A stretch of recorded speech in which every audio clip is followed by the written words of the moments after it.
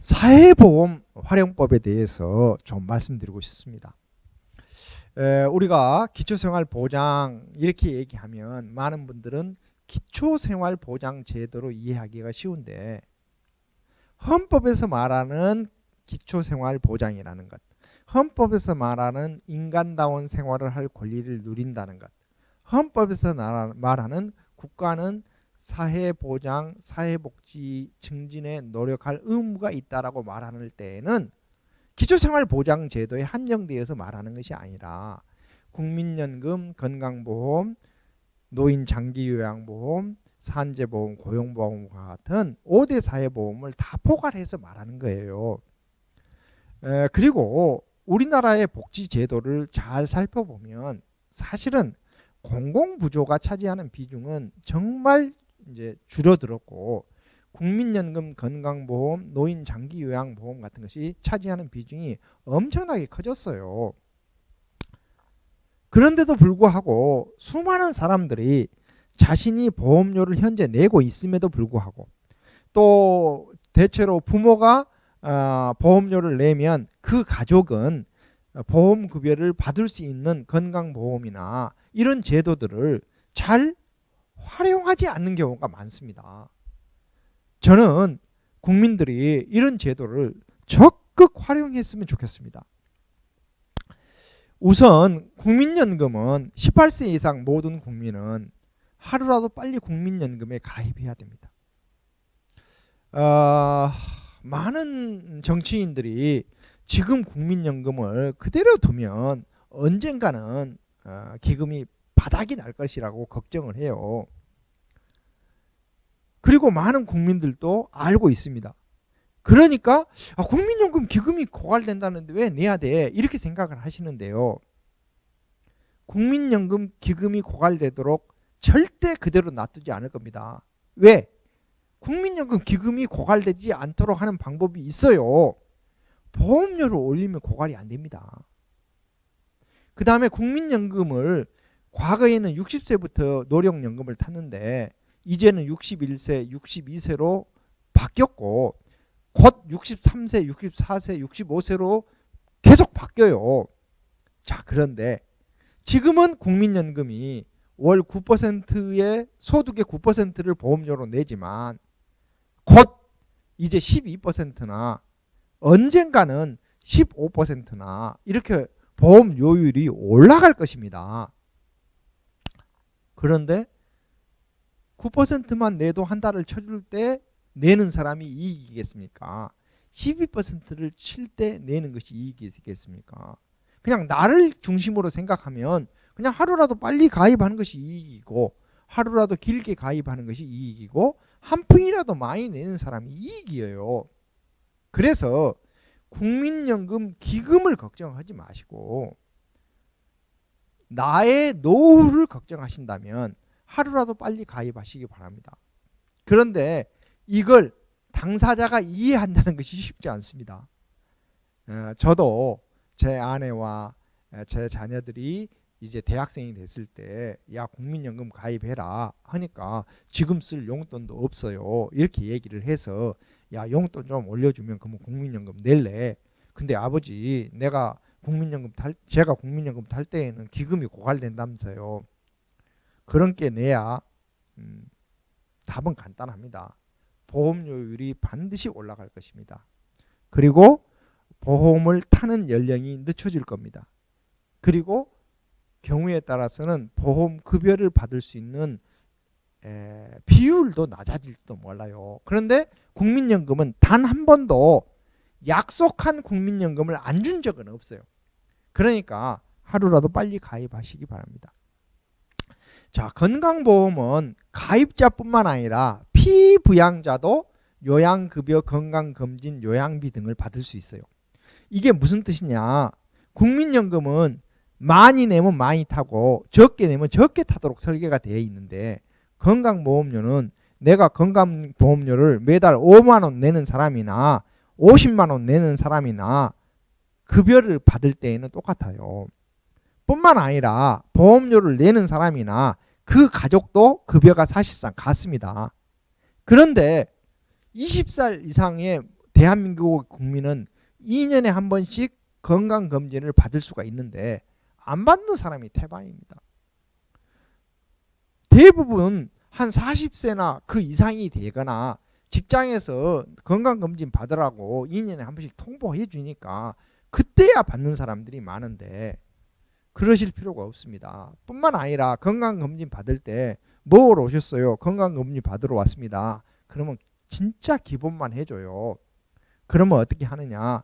건강검진 받으러 왔는데요. 암검진도 해주세요. 라고 얘기하면 6대 암 검사를 무상 혹은 10% 본인 부담만으로 받을 수가 있어요. 그런데 여러분들이 잘 알다시피 한국인이 많이 걸리는 암은 여성들의 경우에는 자궁경부암 공짜, 유방암 공짜이거나 10% 자부담, 또 남녀 모두 많이 걸린다는 대장암 50세 이상 남녀 모두 공짜. 그런데 뭐로 오셨어요? 건강검진하러 왔습니다 하면 검사 안 해주고 암 검사도 해주세요 라고 말하면 해줍니다. 그래서 저는 여러분들이 이런 식으로 복지제도를 적극 활용하는 것이 중요하다는 것입니다. 특히 통원진료비는 의원, 병원, 종합병원, 우리가 흔히 대학병원이라고 말하는 상급 종합병원마다 본인 부담률이 달라요. 또한 의원에서 상급 종합병원으로 갈수록 같은 진찰이라도 수진료가 다릅니다. 따라서 그냥 의원이나 병원에 가서 치료받을 수 있는 가벼운 질병은 의원이나 병원으로 가시고 진짜 수술이 필요하다든지 입원해서 종합적으로 진단받아서 치료받아야 되는지 하는 것이 아니면 종합병원에 갈 필요가 없습니다. 많은 사람들이 대학병원에 가면 좋은 줄로 생각하고 응급 환자도 종합병원으로 가는 경우가 많아요. 상급 종합병원으로. 그런데 제가 보기에는 교통사고가 심하게 나가지고 다발성 사고다 이런 경우는 상급 종합병원으로 뛰어가야 되죠.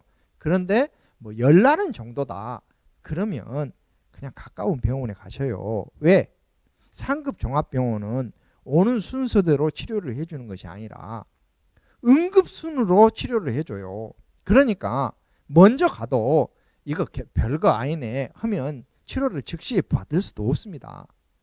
이제 이런 것들을 저는 여러분들이 공부를 하셔서 어떻게 하면 내가 건강보험을 잘 활용할 것인가 연구를 하셔서 자기의 어떤 건강 상태나 응급 상황에 따라서 활용을 하시라 이거예요.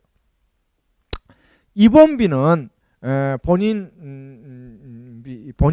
20%를 내도록 되어 있는데 이게 보험 처리된 것만 그래요.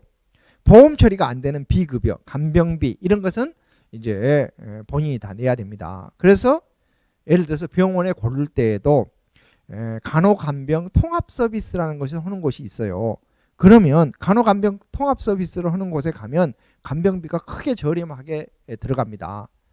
뿐만 아니라 죽을 정도의 큰 병이 아닌 이상 대부분 급여로 처리해도 괜찮아요. 그런데 비급여로 하면 훨씬 더 나은 서비스가 되지 않을까 이렇게 생각하고 비급여를 선택하는 순간 100% 내 돈 내야 됩니다. 그래서 이제 가급적이면 본인 진료비를 좀 낮추는 방법도 생각하시고 노인들의 경우는 노인 장기요양보험이라는 걸 활용하시고 꼭 노인이 아니라 하더라도 치매란 중풍이나 또 이렇게 파킨슨이라든지 이런 노인성 질환으로 어려움을 겪고 계신 분들은 그냥 건강보험공단에 연락을 해서 요양 등급을 받으시기 바랍니다. 그러면 재가급여나 시설급여를 받을 수가 있어요. 의외로 많은 분들이 도대체 집에 치매 환자가 있음에도 불구하고 그냥 건망증 정도로 생각하고 내버려 둬요. 그러면 훨씬 관리하기가 힘들어집니다. 그래서 정말 관리하기가 힘들어질 때 병원에 갔다. 그러면 약을 먹어도 호전되기가 어렵습니다.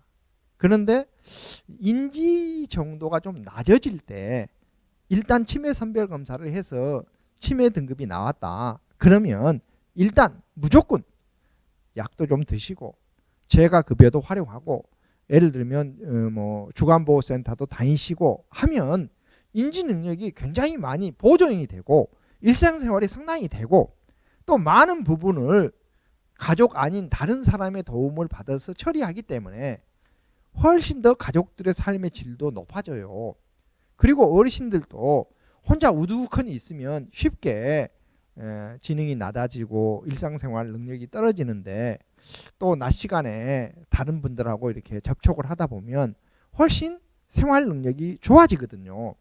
그래서 이런 제도를 적극 활용하실 필요가 있습니다. 고용보험의 경우에는 뭐 아무래도 실업급여가 중요하잖아요. 뿐만 아니라 뭐 일찍 취직이 되면 조기 취업수당이라는 것을 받을 수가 있고 또 뭐 고용보험 적용이 됐을 때에는 직업훈련도 받을 수 있는 것들이 많기 때문에 이런 것들도 적극 활용하시기 바랍니다. 산재보험은 산재를 당하지 않는 것이 중요하지만 혹시 당하게 되면 반드시 산재 처리를 요구를 해야 됩니다. 그래서 요양급여도 받을 수 있고 휴업급여, 장애급여도 받을 수 있고 다른 급여로 쭉 연결이 되는데 예를 들면 회사에서 치료비는 그냥 본인 부담에 해당되는 것은 회사에서 처리해 줄 테니까 그냥 그 건강보험으로 처리를 하재.